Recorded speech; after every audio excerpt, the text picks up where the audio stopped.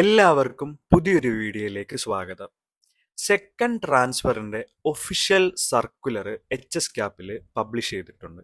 So ഈ സർക്കുലറിനെ അടിസ്ഥാനപ്പെടുത്തിയിട്ടുള്ള എല്ലാ ഇൻഫോർമേഷൻസും വളരെ കൃത്യമായിട്ട് നിങ്ങളിലേക്ക് പങ്കുവെക്കാൻ വേണ്ടിയിട്ടാണ് ഞാൻ വന്നിട്ടുള്ളത്. അപ്പോൾ നമ്മുടെ ചാനൽ ആദ്യമായിട്ട് കാണുന്ന എല്ലാ ഫ്രണ്ട്സും നമ്മുടെ ചാനൽ ഒന്ന് സബ്സ്ക്രൈബ് ചെയ്യുക. പിന്നെ ഈ ഇൻഫോർമേഷൻസ് ട്രാൻസ്ഫറിന് വേണ്ടിയിട്ട് വെയിറ്റ് ചെയ്തിരിക്കുന്ന എല്ലാ ഫ്രണ്ട്സിലേക്കും മാക്സിമം ഷെയർ ചെയ്ത് കൊടുക്കാനും നിങ്ങളുടെ അഭിപ്രായങ്ങൾ കമൻറ്റ് ബോക്സിൽ അറിയിക്കുവാനും മറക്കരുത്. അപ്പോൾ വിദ്യാർത്ഥികളെല്ലാം കാത്തിരുന്നത് സെക്കൻഡ് ട്രാൻസ്ഫറിന് വേണ്ടിയിട്ടായിരുന്നു അല്ലേ? സെക്കൻഡ് ട്രാൻസ്ഫറിന്റെ ഒഫീഷ്യൽ സർക്കുലർ ആണ് ഇന്ന് പബ്ലിഷ് ആയിട്ടുള്ളത്. അപ്പോൾ ഈ സർക്കുലറിനകത്ത് വളരെ കൃത്യമായിട്ട് പറയുന്നുണ്ട്, ഓഗസ്റ്റ് 7 വൈകുന്നേരം 4 മണി വരെ സെക്കൻഡ് ട്രാൻസ്ഫറിന് അപ്ലൈ ചെയ്യാൻ വേണ്ടിയിട്ട് കഴിയും. അപ്പോൾ ഏതൊക്കെ തരത്തിലുള്ള ട്രാൻസ്ഫർ ആണ് ഇപ്പോൾ വിളിച്ചിട്ടുള്ളത് എന്ന് നമുക്ക് നോക്കാം. അതായത് ഒരു ജില്ലയിൽ നിന്നും മറ്റൊരു ജില്ലയിലേക്ക് സ്കൂൾ ആൻഡ് കോമ്പിനേഷൻ ട്രാൻസ്ഫറിന് അപ്ലൈ ചെയ്യുവാൻ ഈ ട്രാൻസ്ഫറിലൂടെ സെക്കൻഡ് ട്രാൻസ്ഫറിലൂടെ വിദ്യാർത്ഥികൾക്ക് കഴിയും. ഇത് മാത്രമല്ല, ഒത്തിരി വിദ്യാർത്ഥികൾ കാത്തിരുന്നത് ഒരു ജില്ലയ്ക്കകത്ത് സ്കൂൾ ആൻഡ് കോമ്പിനേഷൻ ട്രാൻസ്ഫർ ആയിരുന്നു. ഇതിനുള്ള പോസിബിലിറ്റിയും സെക്കൻഡ് ട്രാൻസ്ഫറിലുണ്ട്. അതായത് ഒരു ജില്ലയ്ക്കകത്ത് ഒരു സ്കൂളിൽ നിന്നും മറ്റൊരു സ്കൂളിലേക്ക് ഇഷ്ടപ്പെട്ട കോഴ്സ്, ഇഷ്ടപ്പെട്ട സബ്ജക്റ്റ് ഒക്കെ മാറാൻ വേണ്ടിയിട്ടുള്ള ഒരു അവസരവും വിദ്യാർത്ഥികൾക്ക് ഉണ്ടായിരിക്കുന്നതാണ്. അപ്പോൾ ചുരുക്കത്തിൽ സെക്കൻഡ് ട്രാൻസ്ഫറിൽ ഡിസ്ട്രിക്ട് ട്രാൻസ്ഫറും ഉണ്ട്, ഒരു ഡിസ്ട്രിക്റ്റിനുള്ളിൽ സ്കൂൾ ആൻഡ് കോമ്പിനേഷൻ ട്രാൻസ്ഫറും വിദ്യാർത്ഥികൾക്ക് ലഭ്യമാവുന്നതായിരിക്കും. ഇനി ആർക്കൊക്കെ സെക്കൻഡ് ട്രാൻസ്ഫറിന് അപ്ലൈ ചെയ്യാൻ വേണ്ടിയിട്ട് കഴിയും?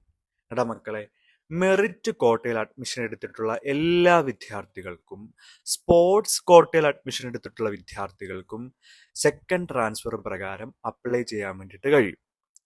എന്ന് പറഞ്ഞാൽ ഇപ്പോൾ നിങ്ങളുടെ ഡൗട്ട് സപ്ലിമെന്ററിയിൽ അഡ്മിഷൻ എടുത്തിട്ടുള്ള വിദ്യാർത്ഥികൾക്ക് അപ്ലൈ ചെയ്യാൻ കഴിയുമോ എന്നുള്ളതായിരിക്കും.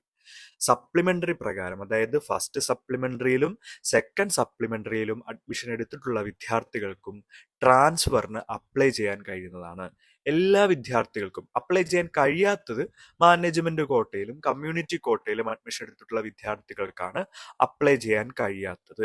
അപ്പോൾ മാനേജ്മെന്റ് കോട്ടയിലും കമ്മ്യൂണിറ്റി കോട്ടയിലും അഡ്മിഷൻ എടുത്തിട്ടുള്ള വിദ്യാർത്ഥികൾ ഒഴികെ ബാക്കി എല്ലാ വിദ്യാർത്ഥികൾക്കും സെക്കൻഡ് ട്രാൻസ്ഫറിന് അപ്ലൈ ചെയ്യാൻ വേണ്ടിയിട്ട് കഴിയുന്നതാണ്.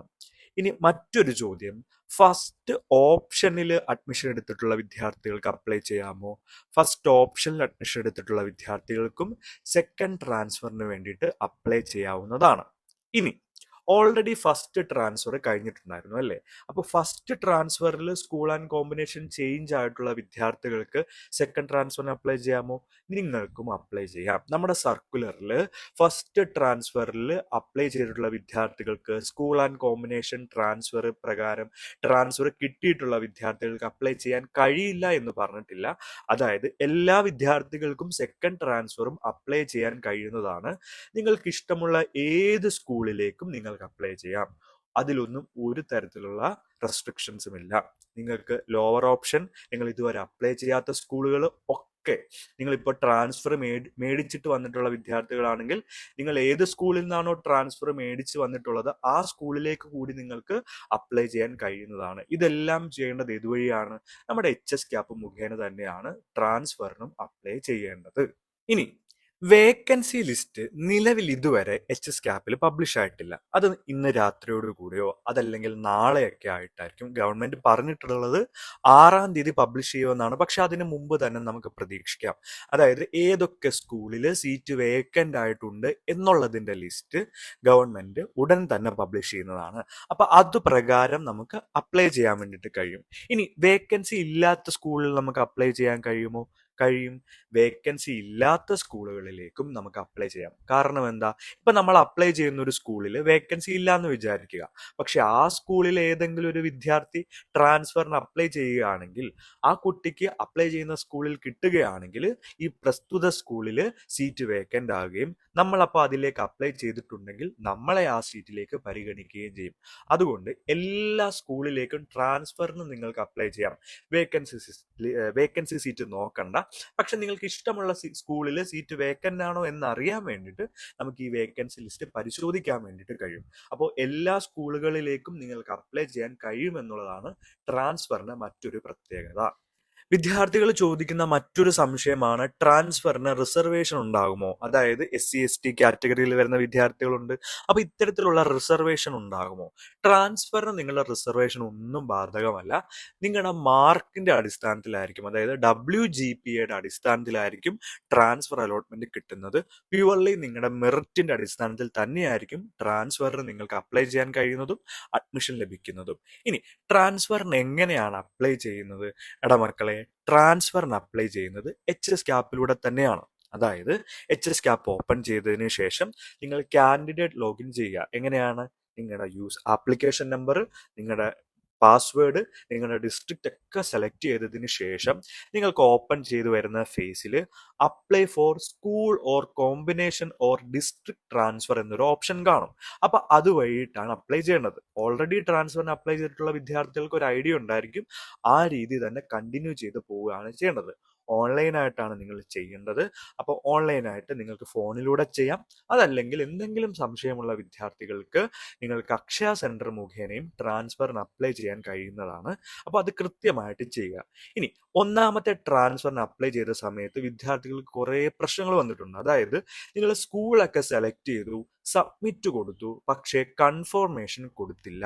അപ്പോൾ അപ്ലൈ ചെയ്യുന്ന സമയത്ത് ഈ കാര്യങ്ങൾ കൃത്യമായിട്ട് ചെയ്യുക. അതായത് നിങ്ങൾ സ്കൂള് സെലക്ട് ചെയ്തു, ഓരോ സ്കൂളും സെലക്ട് ചെയ്തതിന് ശേഷം നമ്മൾ സബ്മിറ്റ് കൊടുക്കണം. ഇത് മാത്രമല്ല, അതിനെല്ലാം അവസാനമായിട്ട് കൺഫർമേഷൻ എന്ന് പറയുന്ന ഫൈനൽ കൺഫർമേഷൻ കൂടിയുണ്ട്. ഇതുകൂടി കൊടുത്താൽ മാത്രമേ നിങ്ങളുടെ ആപ്ലിക്കേഷൻ അവിടെ കൺസിഡർ ചെയ്യുള്ളൂ. സോ വിദ്യാർത്ഥികൾ എല്ലാവരും ഇതൊന്ന് ശ്രദ്ധിക്കുക. കാരണം ഫസ്റ്റ് ട്രാൻസ്ഫറിൽ പല വിദ്യാർത്ഥികൾക്കും ഈ പ്രശ്നം വന്നിട്ട് ട്രാൻസ്ഫർ അലോട്ട്മെന്റിലേക്ക് അവരെ പരിഗണിച്ചില്ല. അപ്പൊ ആ ഒരു പ്രശ്നം നിങ്ങൾക്ക് ഉണ്ടാകരുത് എന്നുള്ളത് നിങ്ങൾ ശ്രദ്ധിക്കേണ്ടതാണ്.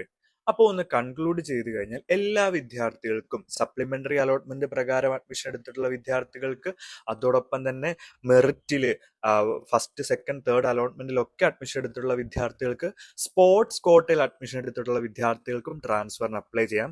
ഫസ്റ്റ് ട്രാൻസ്ഫറിന് അപ്ലൈ ചെയ്ത വിദ്യാർത്ഥികൾക്കും സെക്കൻഡ് ട്രാൻസ്ഫറിന് അപ്ലൈ ചെയ്യാം. അപ്പൊ നിങ്ങൾ ശ്രദ്ധിക്കേണ്ടത്, നിങ്ങളുടെ സ്കൂള് കൃത്യമായിട്ട് നിങ്ങൾ സെലക്ട് ചെയ്യുക. ഇനി നിങ്ങൾക്ക് ഒരു ട്രാൻസ്ഫർ ഉണ്ടായിരിക്കുന്നതല്ല. അപ്പോൾ നിങ്ങൾ അപ്ലൈ ചെയ്യുമ്പോൾ വളരെ കൃത്യമായി നിങ്ങൾക്ക് പോകാൻ ആഗ്രഹമുള്ള സ്കൂളുകൾ മാത്രം സെലക്ട് ചെയ്ത് അപ്ലൈ ചെയ്യുക. ഈ ട്രാൻസ്ഫർ ലഭിക്കുകയാണെങ്കിൽ നമ്മൾ ലഭിക്കുന്ന സ്കൂളിൽ പോയി പെർമനന്റ് ആയിട്ട് അഡ്മിഷൻ എടുക്കണം. അപ്പൊ ഇതിനൊരു മാറ്റം ഉണ്ടായിരിക്കത്തില്ല. അപ്പൊ നിങ്ങൾ സെലക്ട് ചെയ്യേണ്ട സ്കൂള് കൃത്യമായിട്ട് വേണം നിങ്ങൾ സെലക്ട് ചെയ്യാൻ. അതിനുശേഷം ഇപ്പൊ ഫസ്റ്റ് ട്രാൻസ്ഫറിന്റെ റിസൾട്ട് വന്നതിന് ശേഷം പല വിദ്യാർത്ഥികൾക്കും ഇഷ്ടപ്പെട്ട സ്കൂള് ആണ് അപ്ലൈ ചെയ്യേണ്ടത് അല്ലേ. പക്ഷെ റിസൾട്ട് വന്നപ്പോൾ ആ സ്കൂളിലേക്ക് പോകണ്ട എന്നുള്ള ഒരു തീരുമാനമൊക്കെ ആയിരുന്നു. ആ ഒരു പ്രശ്നം, ആ ഒരു തീരുമാനം സെക്കൻഡ് ട്രാൻസ്ഫറിന് ശേഷം ഉണ്ടാവരുത്. അതുകൊണ്ട് നിങ്ങൾ അപ്ലൈ ചെയ്യുമ്പോൾ വളരെ കൃത്യമായിട്ട് ആലോചിച്ചതിന് ശേഷം മാത്രം അപ്ലൈ ചെയ്യുക. അപ്പോൾ വിദ്യാർത്ഥികൾ എല്ലാവരുടെയും സംശയങ്ങൾക്ക് ഏകദേശം ഒരു ഉത്തരം ലഭിച്ചു എന്ന് വിശ്വസിക്കുന്നു. അപ്പോൾ നിങ്ങളുടെ അഭിപ്രായങ്ങളൊക്കെ കമന്റ് ബോക്സിൽ ഇടാൻ മറക്കരുത്. അതോടൊപ്പം തന്നെ മാക്സിമം ഫ്രണ്ട്സിലേക്ക് അയച്ചു കൊടുക്കുവാനും മറക്കരുത്. ഓക്കെ.